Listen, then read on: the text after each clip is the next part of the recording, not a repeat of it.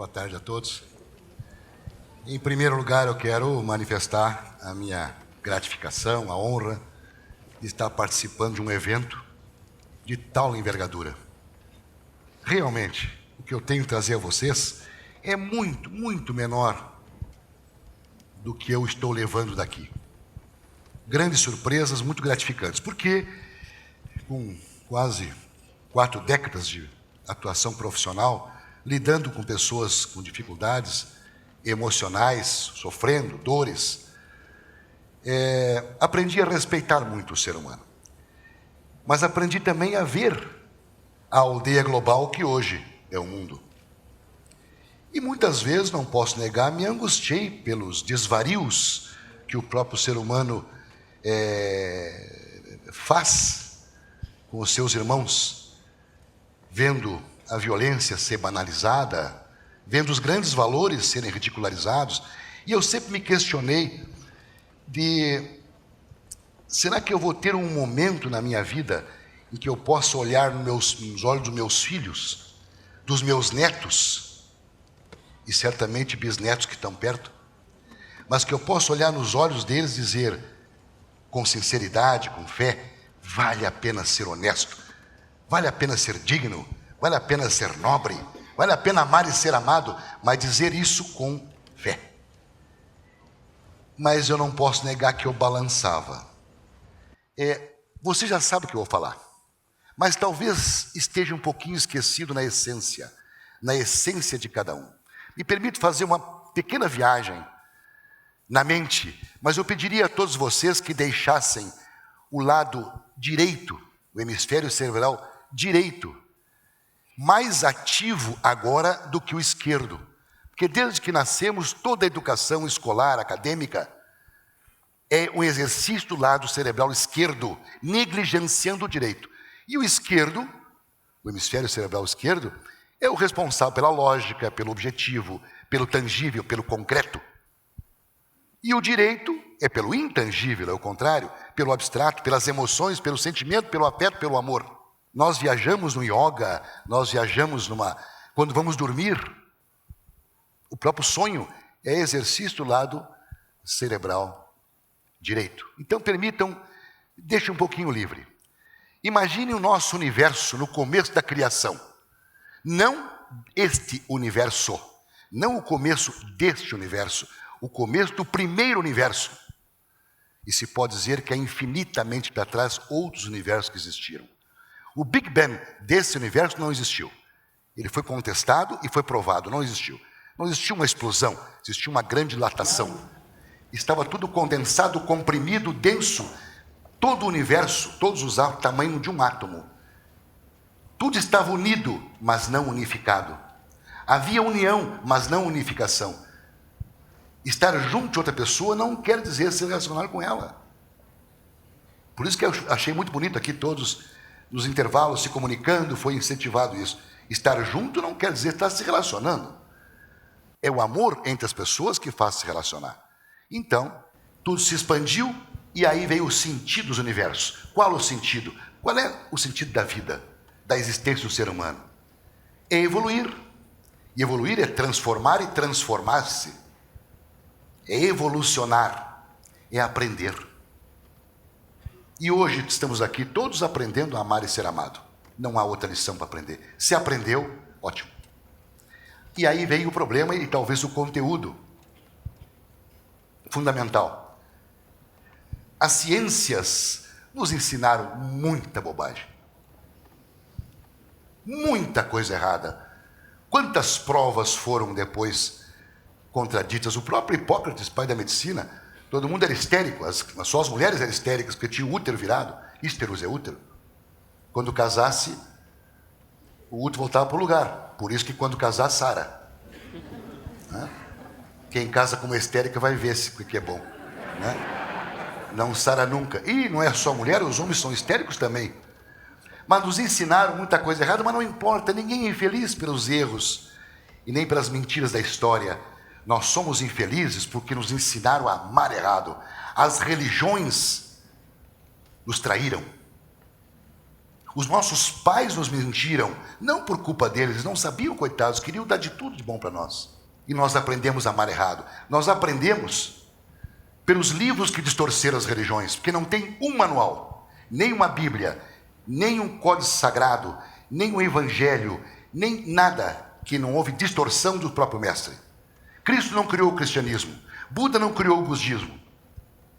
Quem criou foram os adeptos para se sustentar aquela doutrina que era tão bonita e adaptaram no jogo de poder. E a religião se transformou em jogo de poder, não em jogo de amor, e raramente alguma religião representa hoje Deus. Representa poder. E o amor, como é a energia mais forte do universo, foi negligenciada. Nos ensinaram que nós temos que amar ao outro. Não tem como amar ao outro, ninguém ama o outro. A psicologia transpessoal resgata uma coisa esquecida de Ronald Lang, um psiquiatra inglês, que há 40 anos disse isso. Nós só podemos amar a nós mesmos. Não há outro amor. Só que amar a si mesmo, sozinho, isso é narcisismo, é egocentrismo, egoísmo, é patologia, doença. Cada um de nós, seres humanos, precisamos desesperadamente dos outros para que possamos nos amar. Ou seja, o meu amor sai de mim, passa pelo outro e volta para mim. Ao passar pelo outro, deixa no outro resquícios, alimento, subsídios do meu amor por mim. Ao passar por ele, fica no outro, mas ao mesmo tempo colhe do outro subsídios, alimentos do amor que ele tem por ele mesmo, e volta para mim enriquecido. O amor é circunferencial. Nunca o amor de uma pessoa fica na mão do outro. Nunca alguém pode nos trair, nos abandonar, nos rejeitar. Só nós podemos nos trair, nos abandonar e nos rejeitar. E não no outro. Então qual é a atividade, a tarefa? Eu quero tratar o meu semelhante, seja a minha esposa, o meu filho, meu pai, minha mãe, meu irmão, meu vizinho, meu cliente, meu patrão, meu empregado. Eu quero tratar todos de uma forma que eu possa valorizá-lo, que eu possa mostrar para ele o quanto ele é importante, que grande ser humano que ele é, para que eu possa aumentar a autoestima dele. Se eu aumentar a autoestima, eu saio ganhando, porque se ele tiver mais autoestima, ele vai se amar. Agora, se eu o rebaixo, se eu o critico, se eu menonizo ele vai se desamar. Toda e qualquer disputa, briga, ofensa, sempre machuca o outro. Sempre os dois saem perdendo, sempre. A antropologia filosófica tem um axioma, um princípio, que diz exatamente isso. Quanto mais eu saio de mim em direção ao outro, mais eu retorno a mim, me encontro e me realizo. Eu lanço amor, volta amor. É bumerangue. Eu lanço ódio, volta ódio. Eu invejo alguém, vou ser invejado. Esse equilíbrio é universal, não é criado pela mente humana. A natureza tem esse equilíbrio. Machucamos a natureza, ela se cobra. Não tem como negar que o nosso corpo possui uma energia a mais, que uns chamam de inconsciente, outros chamam de espírito, outros chamam de alma, outros chamam só energia, sei lá como é que se querem chamar. Aí cada um tem o seu sistema de crença e que deve ser respeitado. Ninguém pode criticar ninguém. Dentro das minhas crenças, e isso é 3/4 da humanidade, não é só eu, acredita que nosso espírito, essa energia que me compõe, ela é imortal. Aliás, a única coisa que é imortal é aquilo que não pode ser tocado. Tudo que é tocável não é mortal. Morre um dia. Só o que não morre é o que é intocado. Então, se nós olharmos que nossa vida ela é eterna, o infinito para trás, o infinito para frente, por que estamos aqui num corpo físico hoje? Talvez para resgatar o que nós fizemos de bobagem. Não nascemos num corpo para brincar, não nascemos para entrar de férias. Nós nascemos com uma missão, e cada um de nós, todos aqui presentes, eu me incluo, tem a sua missão. Uns encontram mais cedo, outros mais tarde, mas todos têm.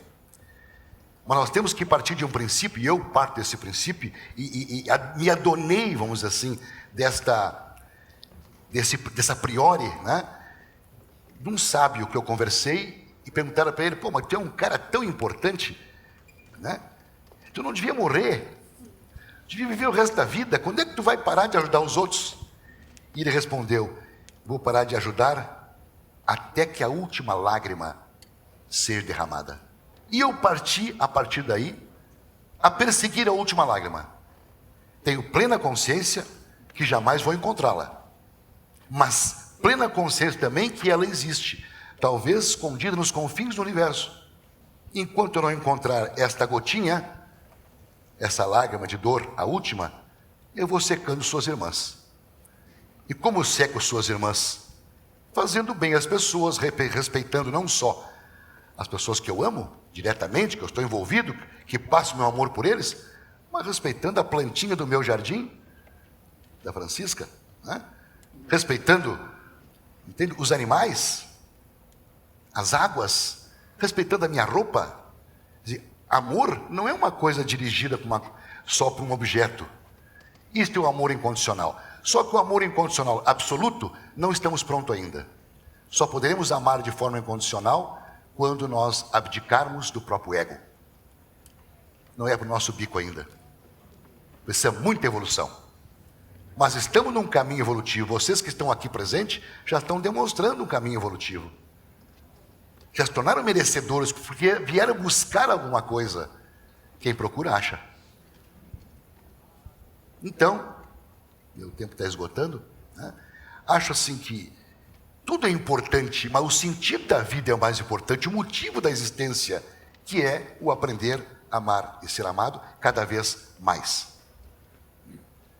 Se eu fosse um padre, agora tivesse dado um sermão, eu pediria você dizer amém. Mas como não sou padre e não dei sermão, eu só peço amém. É a mesma coisa. Obrigado.